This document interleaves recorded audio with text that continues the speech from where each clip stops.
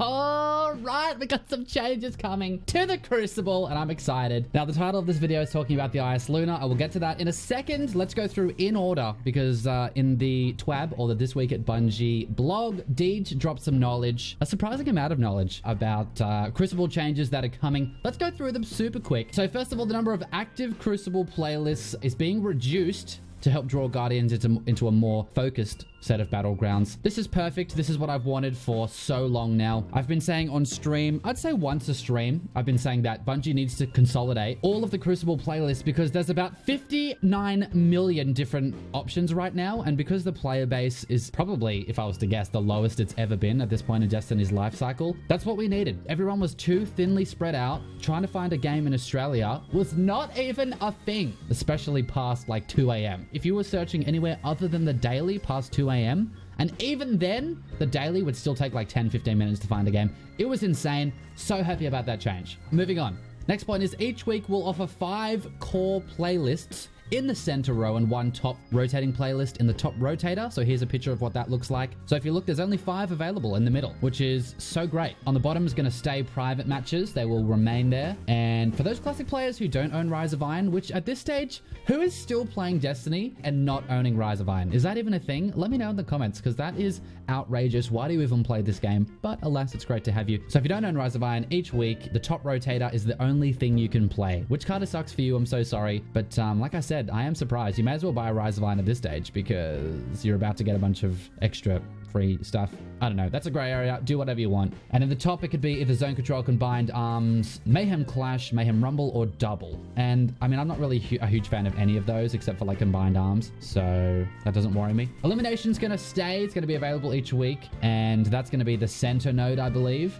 And it will continue to be replaced with Trials of Osiris each weekend, which is cool. That's good. And here's an example week where it's got Control, Supremacy, Elimination, / Trial, Salvage, and Rumble. So that's great. That is so great. That's just a bunch of great modes. Everybody's in the same area. It's fantastic. Okay, let's get into the bounties. Lord Shaxx is going to offer his weekly bounties like before, but he'll now offer 1 for each of the 6v6 core modes offered each week, which is so great, because of the 2 6v6 modes, if you go into either of them, you'll be completing Shaxx's bounty each week. So you'll always be making progress towards those, I was going to say dope rewards from the Crucible bounties, but let's be real. I just get like a crappy exotic every time, and every time I want to kill myself. So hopefully those rewards will be tweaked fractionally, maybe? Probably not, let's be real. So the daily Crucible bounties have been updated to be more inclusive of Guardians regardless of which mode they play. So that's going to be good. So you know how it's like, go into Clash and come top 3 on your team. Hopefully it'll change from that to just simply just come top 3 in the team. Like, we don't care which game mode, just go top 3. So thank God for that, because I was sick of being forced to play Clash.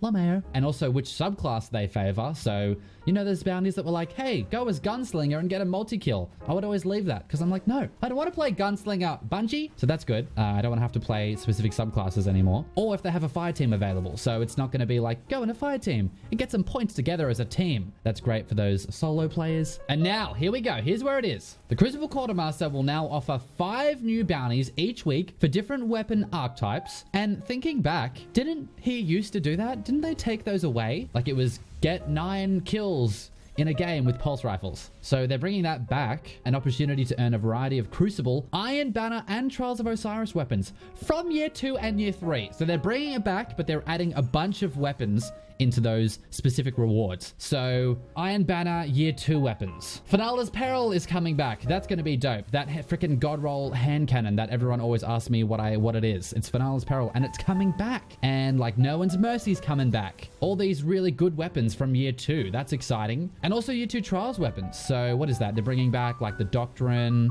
That's cool. They're increasing the loot pools. And yes, here we go. This is all that really matters in life in this moment. Listen carefully. Deej also said this, and I quote, "And yes, there is a hand cannon bounty that can reward an IS Luna," end quote. So this is huge, but also I'm not optimistic, because he says hand cannon bounty that can reward an IS Luna. Well, you know what else, Deej? You know what else can reward an IS Luna? Like every Crucible game ever. How often do we actually get IS Lunas? Let alone the God Roll IS Luna rangefinder and rifled barrel. How often do they actually drop? It's so rare and it's so hard to get. So I'm cautiously optimistic about that. The fact that Deej pointed that out, I think knowing how excited people would be about it is a good sign. But like I said, I'm cautiously optimistic. Like I want to be stoked. Like I want it to be raining IS Lunas all of the time, but I'm not sure that's going to be the case. But I guess we'll have to wait and see, dude. And lastly, Trials of Osiris bounties have also been updated and all of them are now able to be completed daily while Trials of Osiris is active. Okay, so the bounties are going daily with Trials because that gives more incentive for people who have gone flawless to continue to play. I don't know. I guess some people are probably going to be mad about that because they'll be like, no, they've already gone flawless. Stop playing. We need to verse bad people so we can also go flawless. I don't know. There's arguments to be made on both sides there. And they also said this, silver and gold tier bounties will now feature gear and weapons from year 3. So are they about to make those silver and gold tier bounties actually rewarding? Is that what's going to happen? Are we going to actually get rewarded with actual cool weapons and gear from those bounties now? Because that'd be dope. I've always wanted that. Every time you hand all those bounties in, it's like, oh, cool. I got nothing at all. Cool. Thanks, Bungie. Thanks for rewarding me for completing all of those trials bounties with nothing. That's what I wanted. How did you know? Anyway, so that's all the changes. Let me know what you think. How excited are you? How mad are you? Let's have a little bit of dialogue in the comments like we always do. A lot of good feedback from the last video, by the way. A lot of perspectives that I hadn't considered. So thank you for that. That was very eye-opening. And yeah, that's going to do it for this video. I'm the Jazz. God bless. You're super cute. I will catch you in the next video. Maybe, maybe not. Maybe.